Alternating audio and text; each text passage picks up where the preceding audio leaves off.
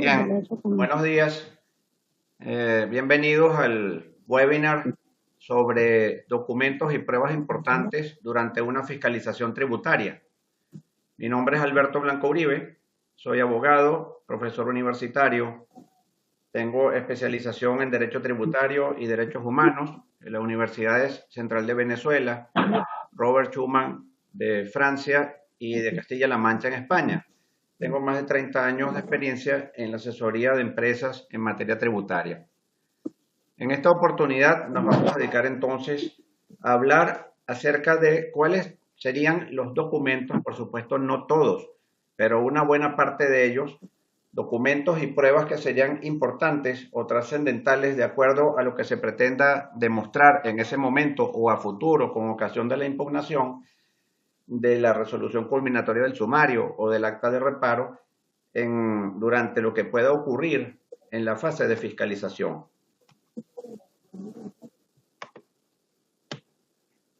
Entonces vamos a tener presente que estamos hablando de la fiscalización tributaria, es decir, de la primera fase del procedimiento administrativo tributario de fiscalización y determinación tributaria, procedimiento sobre el cual tengo un webinar especial para él. Esta fase de fiscalización dentro de este procedimiento comienza con la notificación, emisión y notificación de la providencia de inicio y concluye con la notificación del acta de conformidad o del acta de reparo según sean las circunstancias, siendo que la finalidad de ese procedimiento es constatar el cumplimiento de las obligaciones tributarias de fondo y de forma y establecer las consecuencias tributarias y las de carácter sancionatorio eventualmente. Bien, la formación de la voluntad administrativa dentro de una democracia se perfecciona exclusivamente dentro del marco de un procedimiento administrativo que se encuentra regido por principios fundamentales contenidos en la Constitución, en la Ley Orgánica de la Administración Pública, en la Ley Orgánica de Procedimientos Administrativos y en el Código Orgánico Tributario. Dentro de la gama de principios que son importantes en esta fase está el principio de honestidad, según el cual el funcionario fiscal, inspector, debe orientarse de acuerdo al principio de realidad económica y el principio de investigación de la verdad real sobre lo que efectivamente ocurre a los fines de determinar la correcta capacidad contributiva del contribuyente. El principio de participación, que va a facilitar al contribuyente desde el momento de la notificación de la providencia de inicio, acceder al expediente administrativo y alegar, probar en su defensa, intervenir de la forma que mejor sirva a sus intereses. La celeridad, puesto que las fiscalizaciones no pueden ser eternas. La eficiencia administrativa, un principio fundamental que va a permitir que se logre el cometido público que sería la recaudación en el menor tiempo posible y en el menor costo posible. Ese es un dispositivo previsto en la Constitución y que trae como consecuencia que pueda haber una fase, un espacio de negociación o de transacción lícita a los fines de obtener una recaudación pronta con el menor costo posible. El principio de transparencia, que va a facilitar la posibilidad de que el contribuyente se entere de cómo va el procedimiento en todo estado y grado del mismo, sobre lo cual vamos a volver en detalle más adelante. El principio de legalidad, obviamente, el funcionario fiscal nada más puede hacer aquello para lo cual está explícitamente autorizado en la legislación. La accesibilidad al expediente administrativo en todo momento. El principio de buena fe, no debemos olvidar que las declaraciones impositivas son bona fide, se presume entonces correcto lo que ella contiene, siendo carga probatoria del fiscal demostrar lo contrario. La libertad probatoria, que permite el uso de cualquier medio probatorio siempre que sea legal y pertinente a los hechos investigados. Y los principios de oficialidad e informalismo, que nos van a permitir tener presente que, vencido el lapso que tenemos para satisfacer el requerimiento que nos hace el fiscal o cualquier otro plazo que se presente durante el procedimiento, eso no implica una preclusión, es una imposibilidad de consignar documentos, porque más bien el contribuyente, según la legislación, Ley de Procedimientos Administrativos en particular, está obligado a consignar en todo estado y grado del procedimiento cualquier recaudo que tenga que ver con los hechos investigados en el procedimiento, y por su parte el funcionario está obligado a tomarlo en cuenta y a considerarlo en su decisión.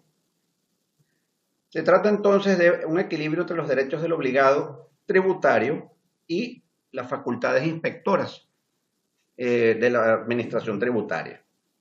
Estamos entonces bajo el criterio de procedimiento garantía de debido proceso, es decir, un balance permanente de acuerdo a lo previsto en la Declaración Universal de Derechos Humanos, en el Pacto Internacional de Derechos Civiles y Políticos y en la Convención Americana de Derechos Humanos en relación a lo que son los derechos del contribuyente: información, participación, derecho a la prueba, acceso al expediente, etcétera, frente a lo que sería la facultad inspectora.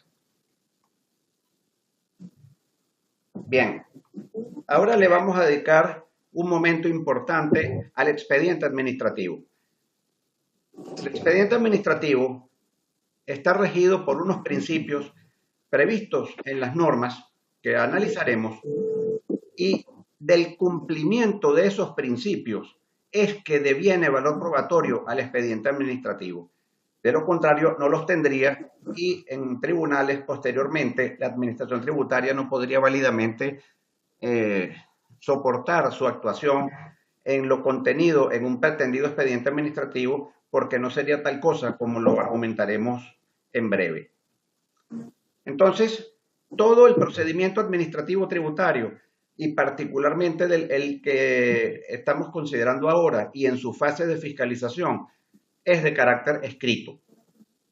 Todo debe estar reducido a documentos o a pruebas trasladables a la escritura, como bien podrían ser dictámenes periciales, testimoniales expertas, informes de terceros, etc.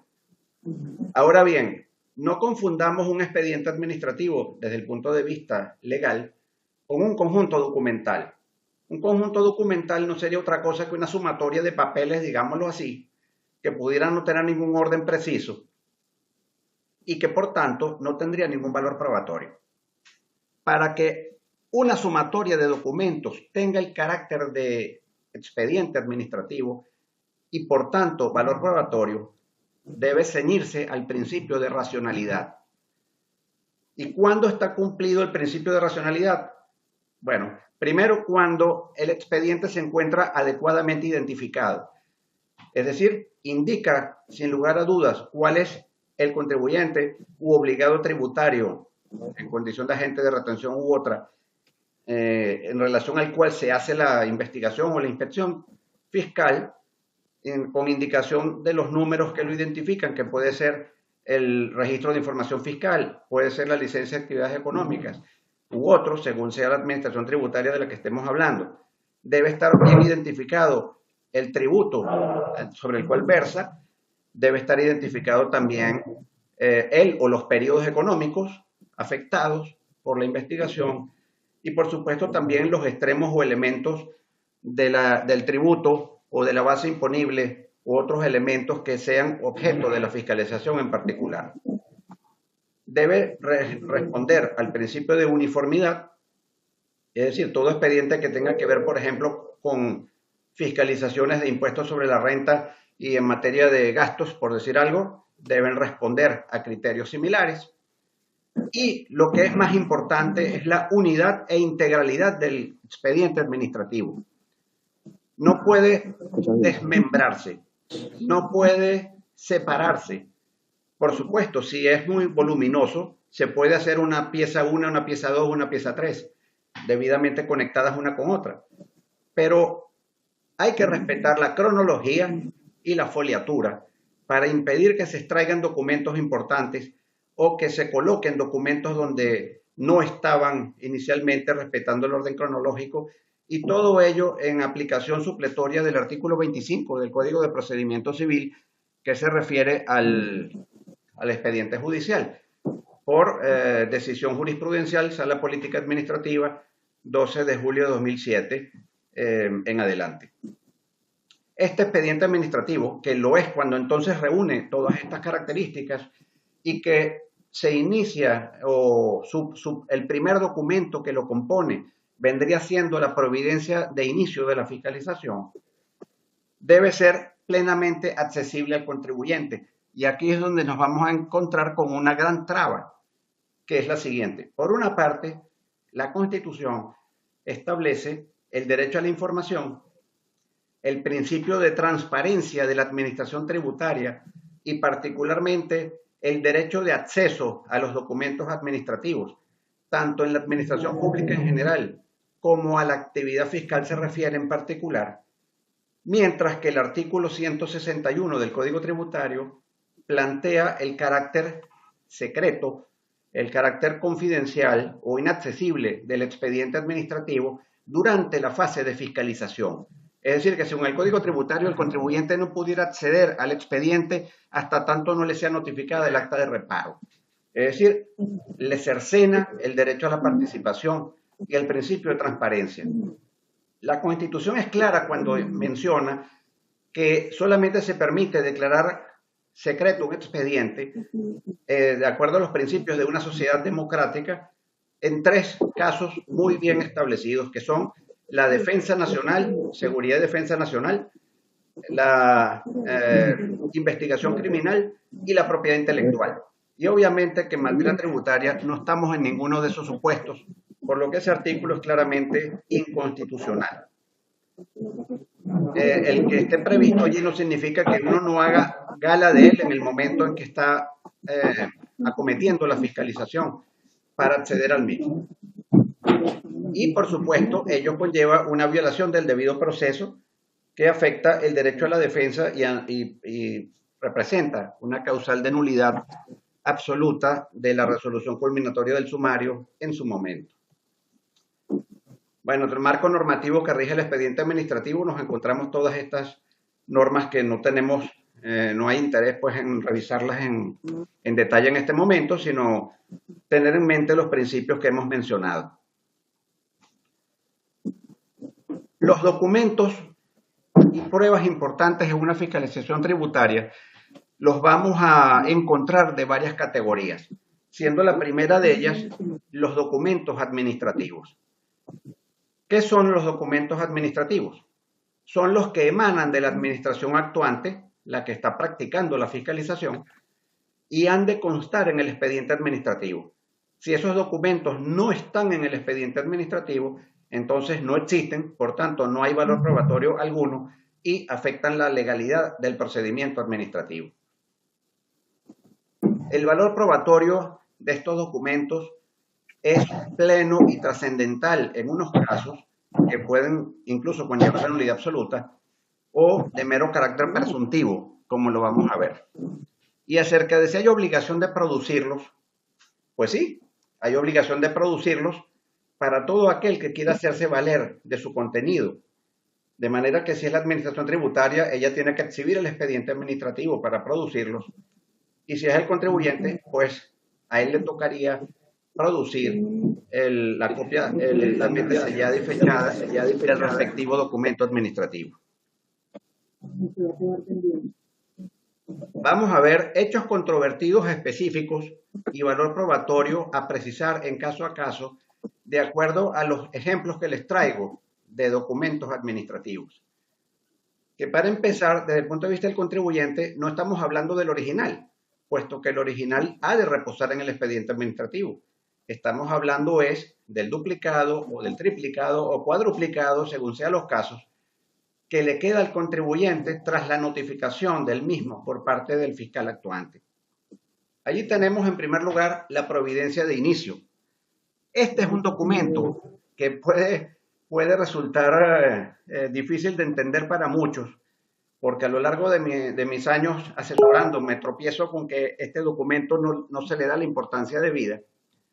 Y resulta que del contenido de este documento puede ganarse un juicio en materia tributaria, no obstante que el acta de reparo esté bien fundamentada. ¿Me explico? La providencia de inicio va a demostrar, uno, que el funcionario que lo emitió es competente o no para hacerlo. si la persona autorizada para practicar la fiscalización es efectivamente un fiscal acreditado como tal, adscrito al organismo respectivo, va a indicar ese documento también cuál es el tributo autorizado a inspeccionar, va a indicar también cuál es el o los periodos económicos objeto de la revisión, también cuáles son los elementos del tributo que se van a analizar, si es ingreso, si es gasto, si es costo, etcétera, etcétera. Este documento delimita completamente el alcance de la fiscalización. Por tanto, es un documento que puede resultar trascendental. Incluso hay circunstancias en las cuales la providencia de inicio identifica al sujeto investigado como la contribuyente.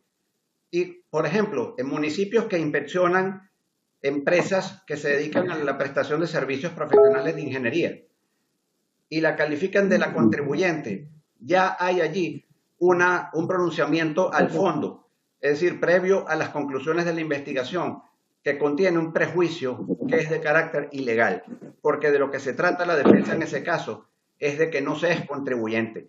Es decir, la inspección debería ser para determinar si el ente fiscalizado es contribuyente o no, por lo que no se le puede calificar previamente de contribuyente.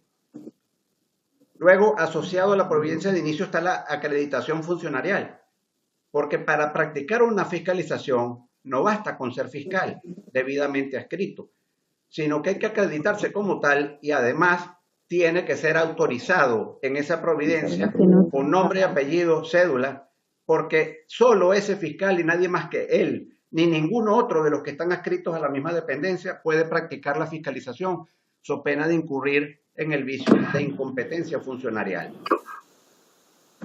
Luego tenemos las actas de requerimiento, de recepción, de conformidad o de reparo.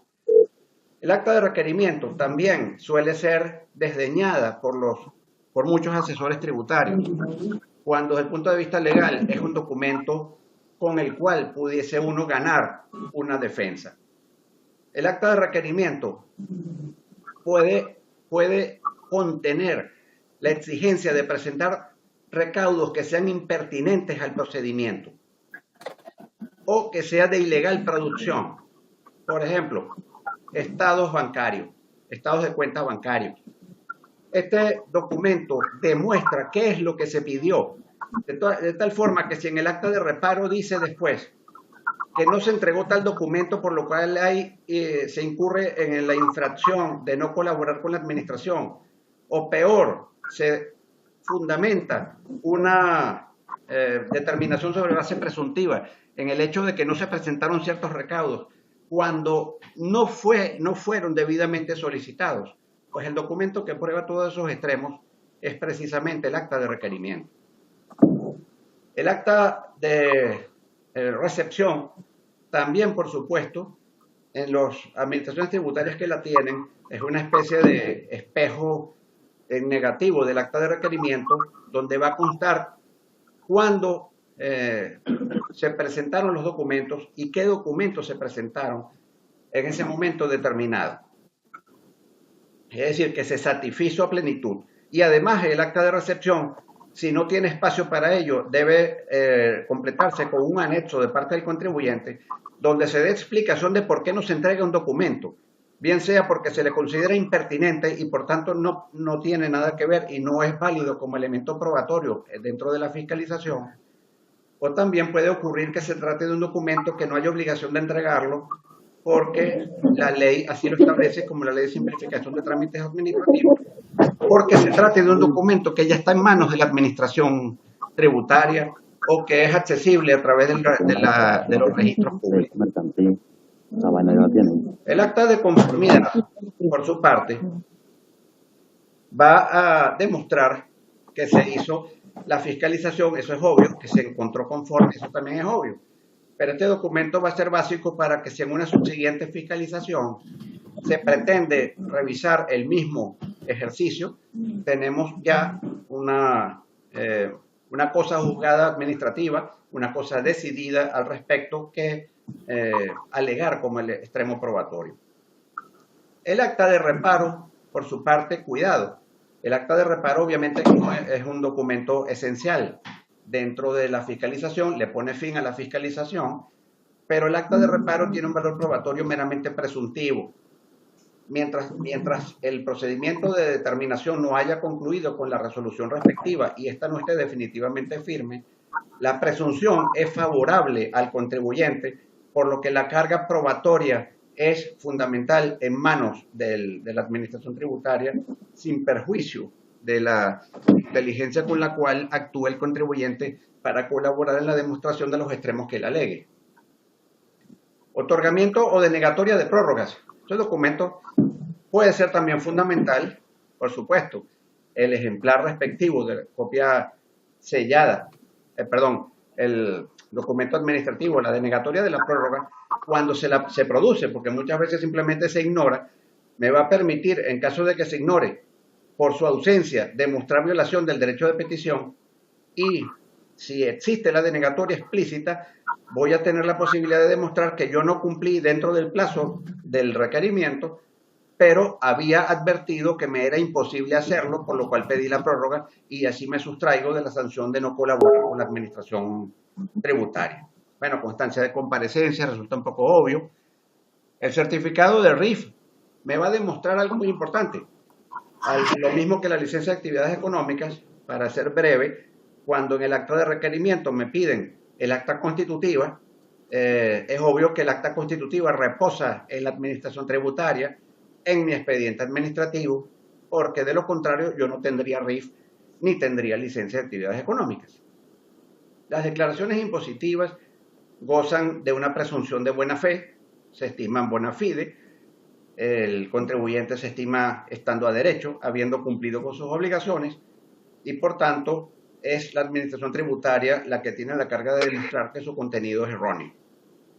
Planillas de pago o de enteramiento de retenciones son pruebas fehacientes del cumplimiento de la obligación en cantidad, en objeto y en fecha. Certificaciones online de las declaraciones, obviamente también. Y el tema de la doctrina administrativa, es decir, resoluciones dictadas en casos semejantes, bien sean de la misma empresa fiscalizada o de terceros, que puedan implicar que se le esté dando un tratamiento desigualitario y por tanto discriminatorio a la contribuyente. El caso, por ejemplo, salvamento de siniestros para empresas de seguros, que municipios han determinado que no forman parte de la base imponible, porque se trata de una disminución de la pérdida y no realmente de un ingreso bruto. Por ejemplo, cuando la aseguradora se queda con el carro y lo vende como chatarra o lo repara y lo vende como carro usado, y eso ha estado establecido en dictámenes municipales que pueden ser perfectamente aducibles como documento administrativo trasladado en prueba en esta fiscalización. Luego, otra categoría de documentos vienen siendo los documentos privados emanados del y consignados por el obligado tributario investigado. Estos documentos que los redacta, los produce, los hace el mismo investigado y los consigna en el expediente, son documentos privados cuyo valor probatorio emana exclusivamente de su presencia en el expediente administrativo, con el respectivo cotejo entre el original de ese documento que ha de reposar en el expediente administrativo y la copia sellada y fechada en original que reposa en manos del contribuyente, que para algunos esa circunstancia los asimilaría a los documentos administrativos.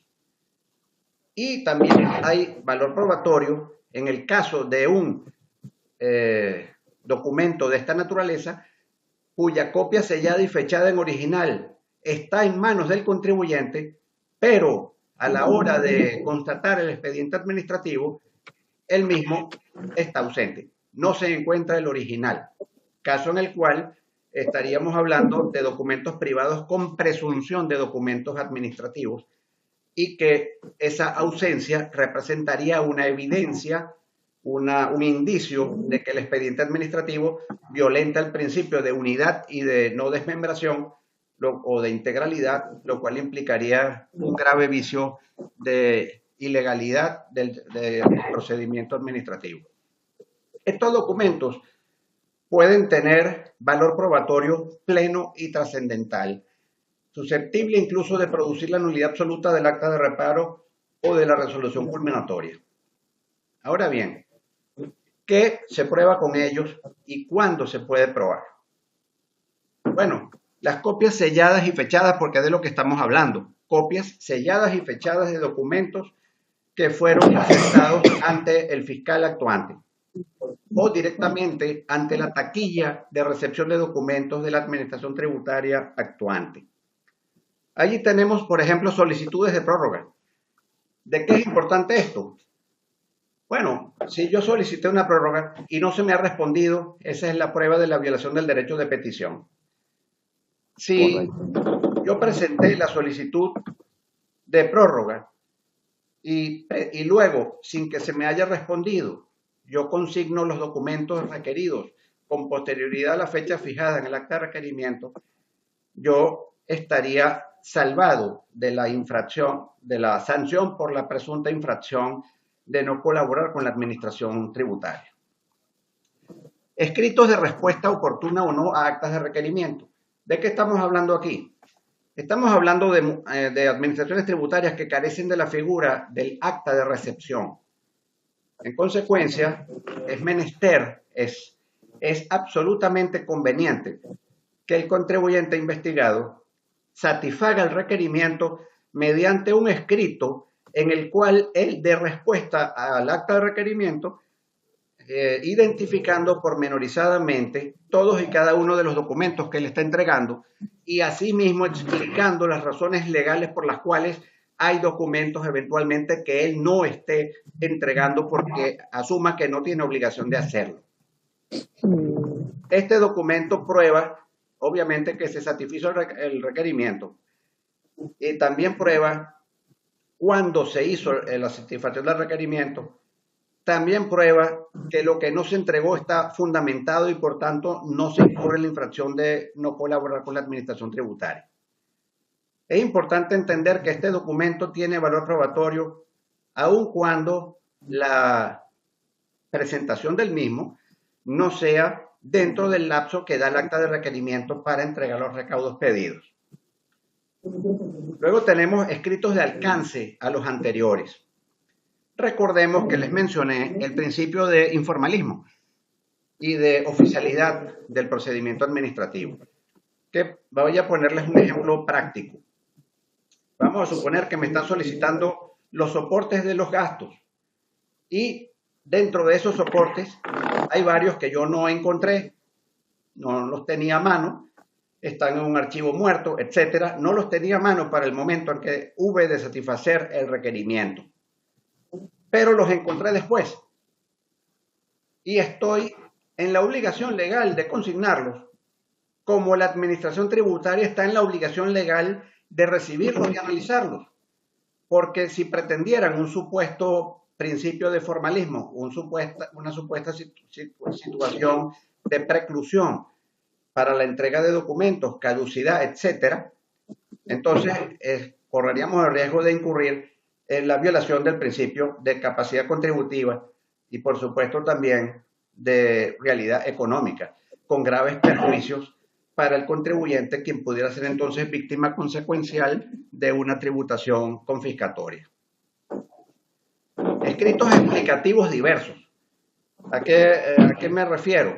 Durante la fiscalización, el contribuyente puede perfectamente, como obviamente él está conversando con el fiscal actuante, durante la realización de la fiscalización, el fiscal puede manifestar dudas acerca de un gasto que no le parece normal, o el propio contribuyente simplemente percatarse de que es un gasto que no es común, pero que en su caso él estima que sí fue normal para la producción de su renta.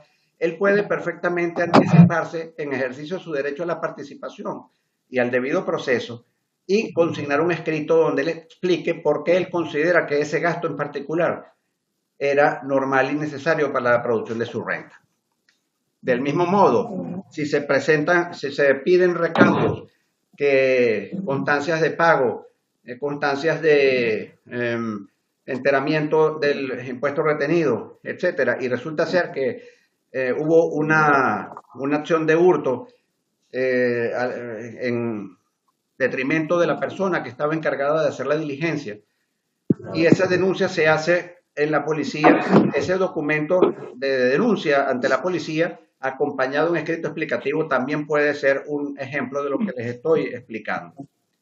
De la misma forma, las cartas poder y las designaciones simples de representantes que se pueden hacer de acuerdo a la Ley Orgánica de Procedimientos Administrativos en el propio escrito de respuesta al acta de requerimiento, porque no hace falta que haya un documento público de poder, es un documento autenticado o registrado de poder para actuar a este nivel del procedimiento administrativo.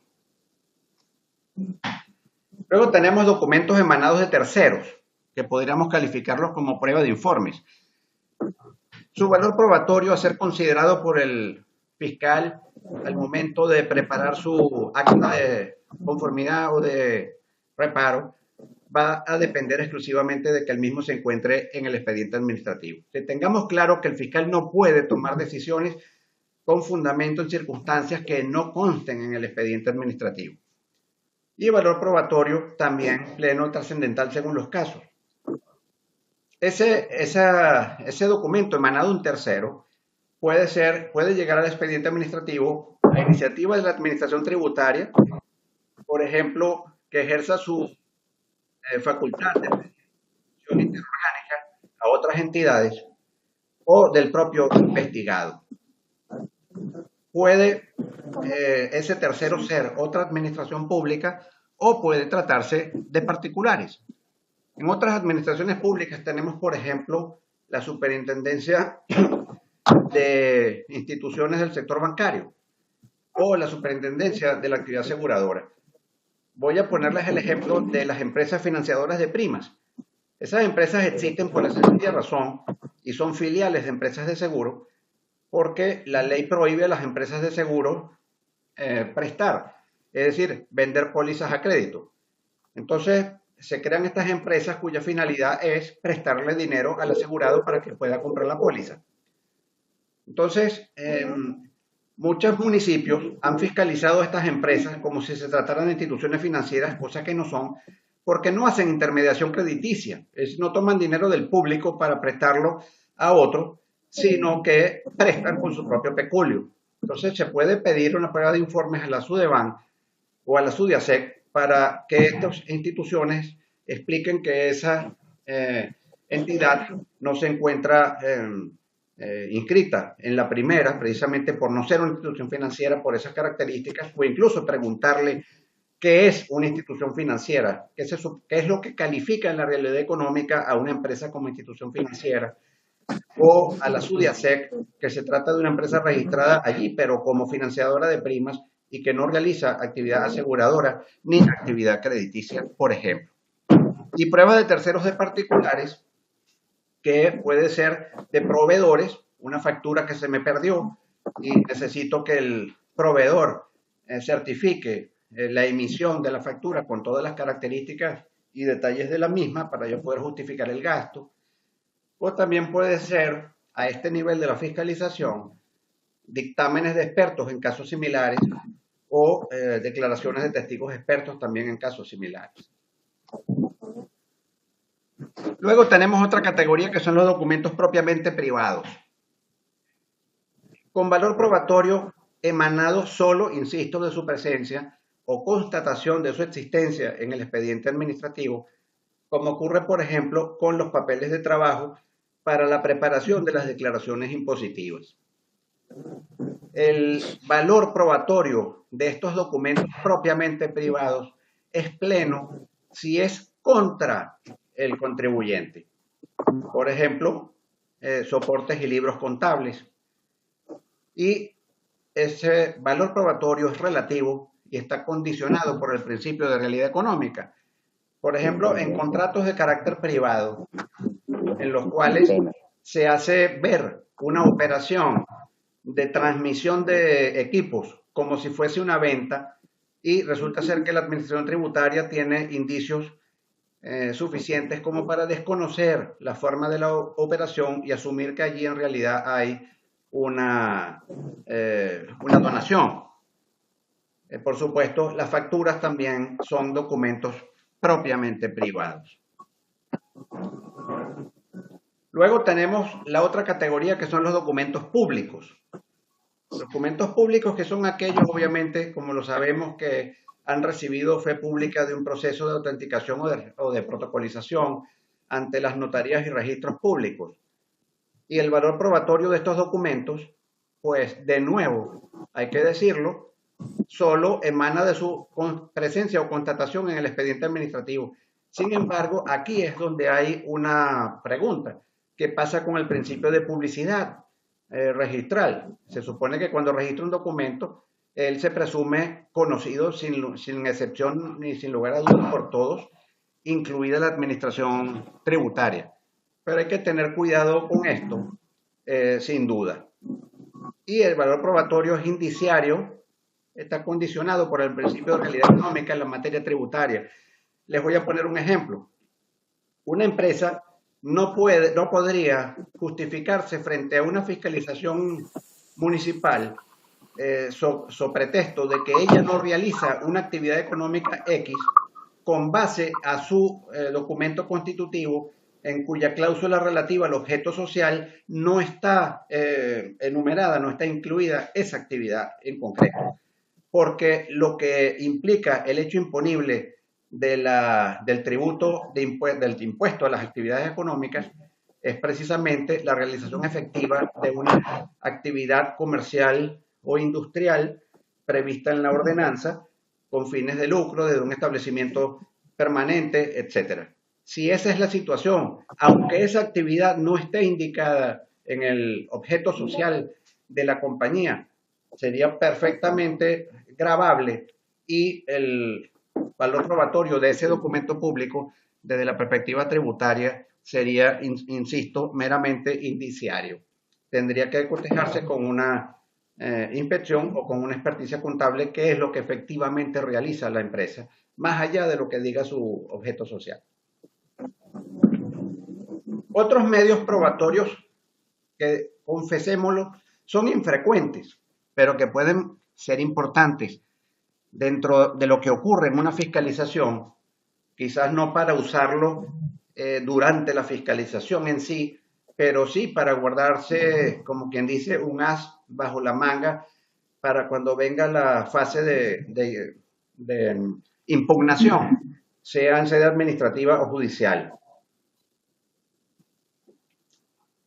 Estos medios probatorios infrecuentes pueden ser concluyentes en la fase de fiscalización y tendrían, si estuviésemos en un esquema donde realmente las administraciones tributarias en Venezuela se conformaran al principio de legalidad, realmente actuaran con sujeción plena a la ley y al derecho, como lo dice la Constitución, pudieran perfectamente hacer gala del principio de economía procesal y de eficiencia administrativa y ponerle coto a procedimientos que nacen indudablemente viciados.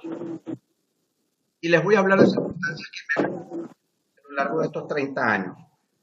Por ejemplo, el fiscal dice en el acta de reparo que él la levanta en presencia del presidente de la empresa. Eso es típico y la mayoría de la gente no le pone cuidado a esto.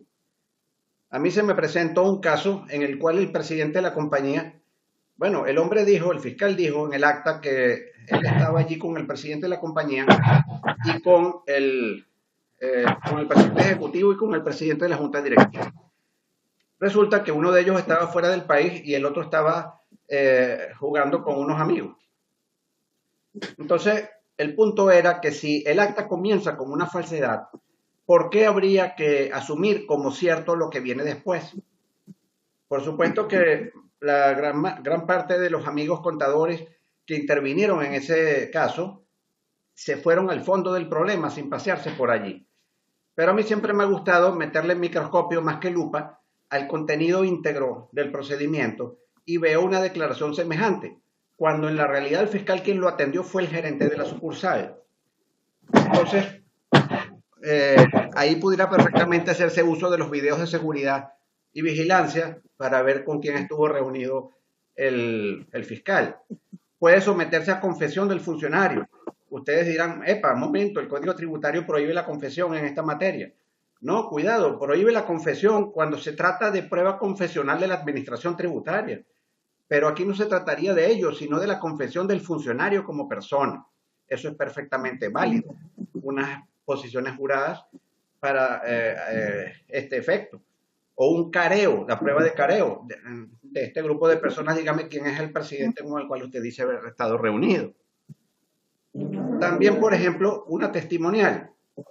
Hay una práctica bastante irregular en Venezuela, en muchos municipios, que se presentan con la, ¿cómo se llama?, con la providencia de inicio, y se identifican como el funcionario debidamente autorizado, pero luego presentan a otra persona que puede bien o no ser funcionario y es quien en realidad realiza la fiscalización.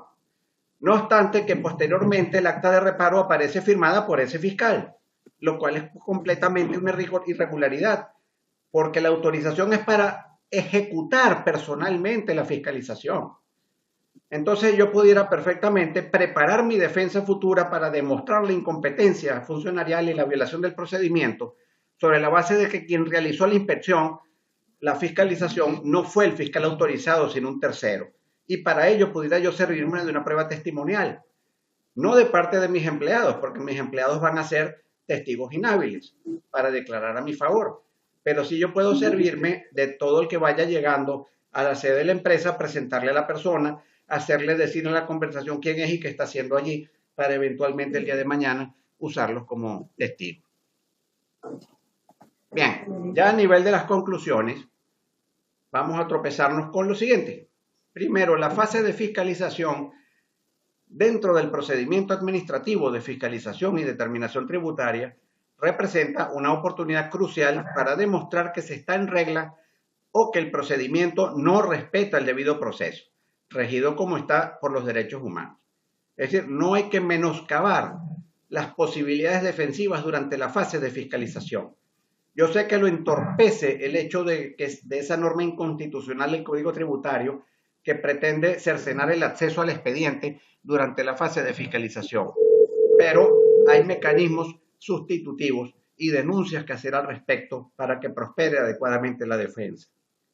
Segundo, la validez formal y sustancial de la fase de fiscalización depende del respeto del debido proceso y de la búsqueda de la verdad real, es decir, capacidad contributiva y realidad económica.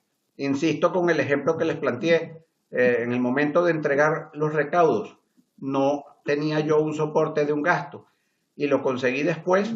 Es menester que se acepte en cualquier tiempo, por el principio de informalismo, la probanza de la factura, que nunca sería extemporánea porque no se ha producido decisión al respecto. Si no me permiten presentar el soporte del gasto, so pretexto de que ya venció el lapso para satisfacer el requerimiento, lo que haría es que ese gasto se transformaría en ingreso y el impuesto sobre la renta no estaría gravando la renta, sino el gasto. Tercero, ambas partes tienen carga probatoria durante la sustanciación, es decir, durante la fiscalización, pero hay una presunción de buena fe que favorece la posición del contribuyente como persona. Recordemos la Constitución, fin del Estado, proteger la persona y su dignidad en función del principio pro homine, a lo cual se suma la presunción de inocencia y también el principio pro contribuyente o indubio pro contribuyente. Cada elemento instrumental, incluso la providencia de inicio, que insisto, tanta gente menosprecia, tanta gente desestima, tantos clientes que más de 30 años he tenido que cuando me mandan el acta de reparo se sorprenden cuando les replico diciéndoles, ¿y dónde está la providencia de inicio?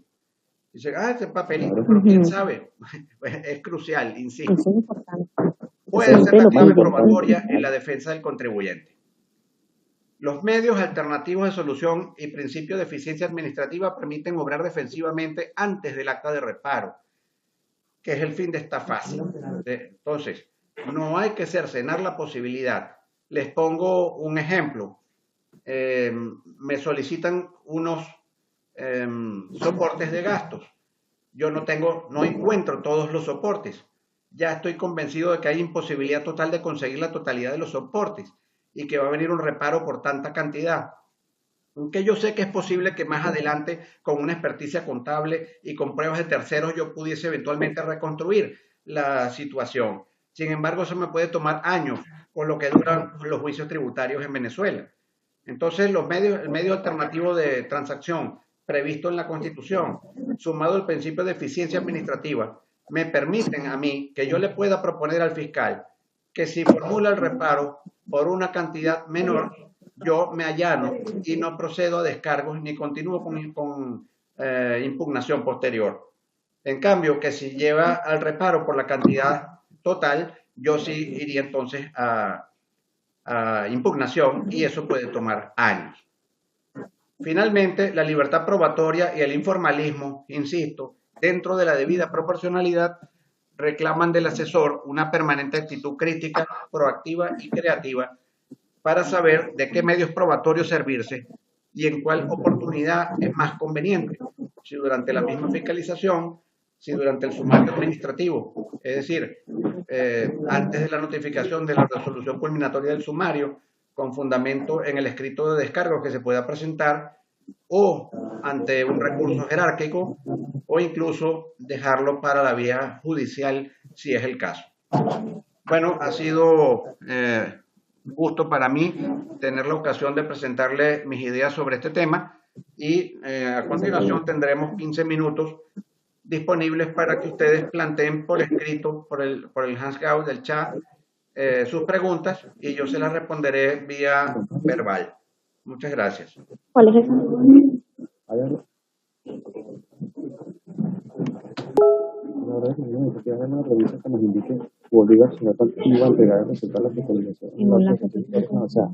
Me formulan una pregunta, dice, al hablar de eficiencia administrativa, ¿hay alguna premisa que nos indique u obligue al sujeto activo a entregar el resultado de la fiscalización en un lapso específico o razonable? Bueno, de todo lo que sea razonable tiene perfectamente cabida en el tema. Ahora, una norma como tal en sí no es el caso a citar. En todo caso, la eficiencia administrativa lo que implica, que está prevista en el 141 de la Constitución, y luego también en cuanto a la gestión fiscal, creo que 311 o por allí, 316, no sé, por allí, uno de esos artículos, lo que implica es que se obtenga el cometido público, que en este caso es la recaudación, en el menor tiempo posible y al menor costo posible. Entonces, no hay como tal una norma que obligue a la administración tributaria a entregar el resultado de la fiscalización en un lapso específico o razonable. Ahora, cuidado, si con la entrega del resultado de la fiscalización se está refiriendo al acta de reparo o al acta de conformidad, cuando tenemos como contenido del webinar sobre el procedimiento administrativo de determinación y fiscalización tributaria en sí, explicado que el Código Tributario no establece un lapso de duración de la fiscalización, como sí lo hace del sumario administrativo, al indicar que es un año calendario contado a partir del vencimiento de la presentación de descargos, una vez notificada la resolución, perdón, el acta de reparo. La jurisprudencia en su momento dijo que se aplicara la Ley Orgánica de Procedimientos Administrativos, 4 meses más 2 meses de prórroga y punto. Luego la jurisprudencia cambió a asimilar la fase de fiscalización a la de determinación y por tanto indicar que nada más puede durar un máximo de un año. Pero desgraciadamente la jurisprudencia de nuestro país cada vez más fiscalista, la última jurisprudencia al respecto, lo que dice es que no hay lapso y punto, y que por tanto se utiliza el lapso de prescripción del tributo en fase de fiscalización, por lo cual se puede someter a una persona a estar de 6 a 10 años según las circunstancias, esperando que se notifiquen la fiscalización, las resultados de la fiscalización y mientras tanto estar sometido permanentemente a nuevos requerimientos e inspecciones sobre el mismo procedimiento. Me puse otra pregunta. Ajá, tengo otra pregunta. Dice, se habla siempre de actas de conformidad y o de reparo.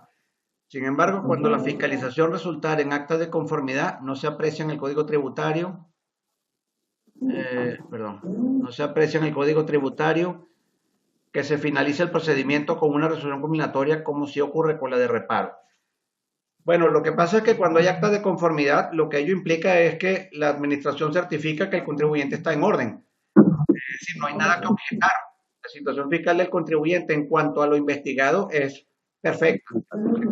Ese acto de conformidad es un acto definitivo y no hace falta resolución culminatoria, como si es el caso cuando hay resolución culminatoria del sumario, cuando hay acta de reparo, haya o no allanamiento al acta de reparo, hace falta siempre la resolución que bien pudiera ser de revocación del acta de reparo o de confirmación o modificación de la misma o de simplemente determinación de la multa y de los intereses moratorios cuando hubo allanamiento.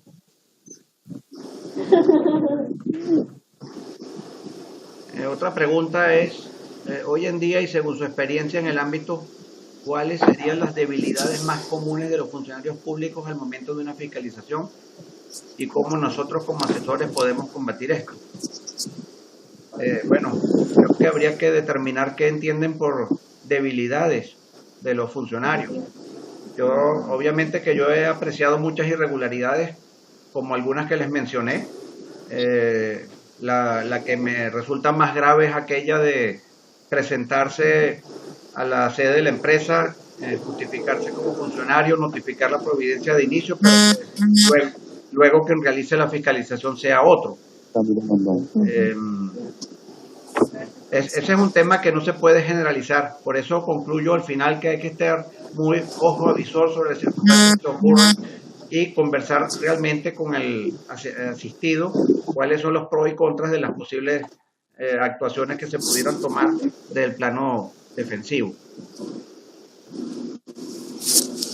El acta de conformidad la considero una ficción jurídica ya que en muy pocas ocasiones, bueno, eso estoy completamente de acuerdo.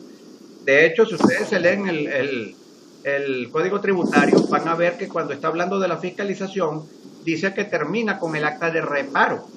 Y en norma posterior es que dice que podría haber un acta de conformidad.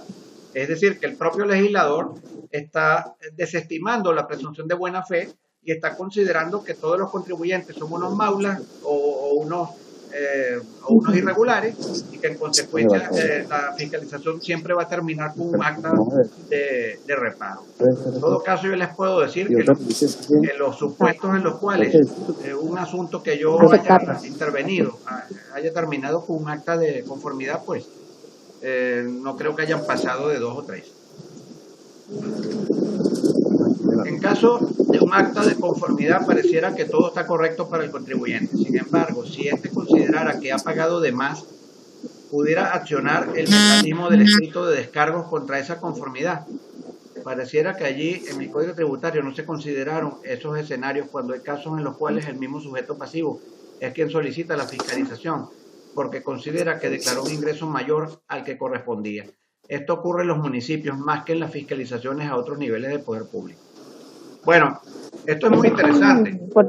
Debo decirles que no he tenido un caso semejante, pero entiendo el planteamiento y obviamente una declaratoria de conformidad cuando yo estimo que pagué de más como contribuyente sería un acto que violaría mis derechos y en consecuencia yo pudiera perfectamente recurrirlo. Y recurrirlo me refiero a un jerárquico, porque como les decía antes, el acta de conformidad le pone fin al procedimiento, no solamente a la fase de fiscalización, sino a todo el procedimiento, porque no habría lugar a que hubiese posteriormente sumario administrativo.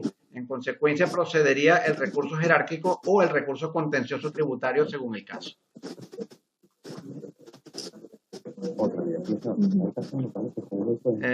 Luego me preguntan, ¿hay casos en los cuales se pueden ver providencias administrativas de inicio que el fiscal la llena en el mismo momento de la notificación, nombre del sujeto pasivo? Es decir, no se imprime en las oficinas de la administración. Bueno, sí, realmente las irregularidades que hay son tremendas. ¿Por qué? Porque la providencia de inicio no emana del fiscal. Hay que tener cuidado con eso. La providencia de inicio emana del jerarca del fiscal, porque el jerarca del fiscal, vamos a decirlo así, que reúne, vamos a fantasear de esta forma, reúne a su plantilla de fiscales y elige al fiscal A para realizar la fiscalización del contribuyente Z, compañía anónima. Y no es que el fiscal anda por la calle, se mete en una empresa y dice, ¿cómo te llamas tú? Te voy a fiscalizar. Aun cuando esa providencia esté firmada por el jerarca, esa providencia sería completamente ilegal, por cuanto la emanación de un acto no significa simplemente la firma, sino el contenido. Ahora ustedes me dirán, pero ¿y cómo se demuestra eso? La única forma sería con testigos ajenos al negocio, que no sean empleados de la empresa, que puedan declarar en su momento que presenciaron cuando el fiscal sacó el formato firmado previamente y lo rellenó en el lugar. Eso sería violación, el vicio sería incompetencia funcionarial.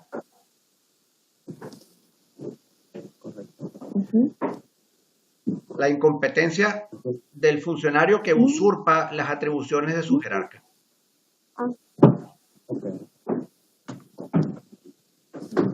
Ajá, tengo otro asunto acá.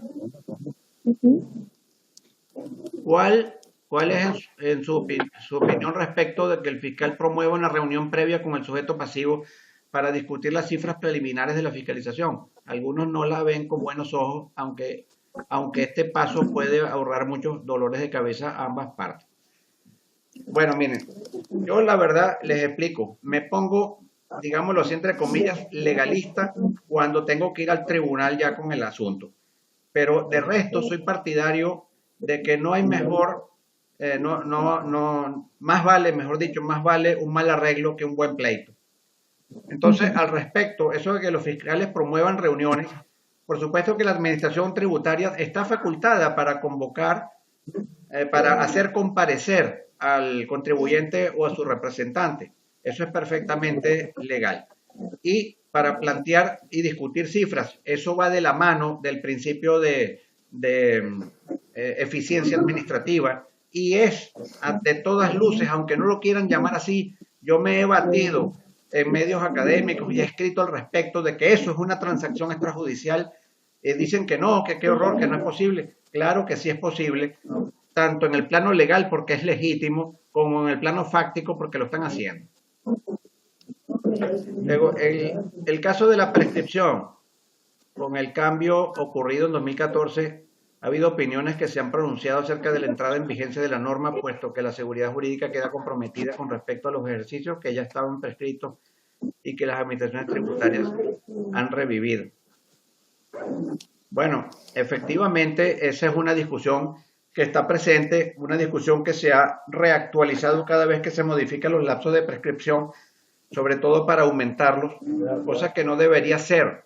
Por el principio de progresividad de los derechos humanos, no pudieran aumentarse los lapsos de prescripción, que además es una confesión de la hacienda pública de su incapacidad de fiscalizar a los contribuyentes. En todo caso, el tema es claro y las prescripciones que ya comenzaron con anterioridad a la entrada en vigencia de la nueva norma deben continuar rigiéndose por la norma bajo cuya vigencia comenzó a contarse. Otra pregunta, tenemos casos en los cuales los fiscales exigen que se les lleven a la sede de la administración documentación contable. Es un exceso al deber de exhibición de documentación contable del contribuyente. Bueno, tantas cosas que hace la administración tributaria califican de exceso, pero en todo caso, todo lo que sea posible, todo lo que sea materialmente posible hacer para el contribuyente, de forma tal de que le sea factible su defensa, debe hacerlo. Yo soy partidario de que debe hacerlo. Ahora, en casos en los cuales esa exhibición, digámoslo así, sea problemática, entonces habría argumentos legales para sostener que el fiscal debe trasladarse, entre otras cosas porque la contabilidad de la empresa no puede estar del timbo al tambo. Hay normas expresas en la legislación que establecen que la contabilidad tiene que estar en la sede administrativa de la empresa. No puede estar llevándose de un sitio a otro, aunque eventualmente se pudiera justificar la empresa en que está atendiendo un requerimiento administrativo. Por tanto, el tema es de analizar casuísticamente.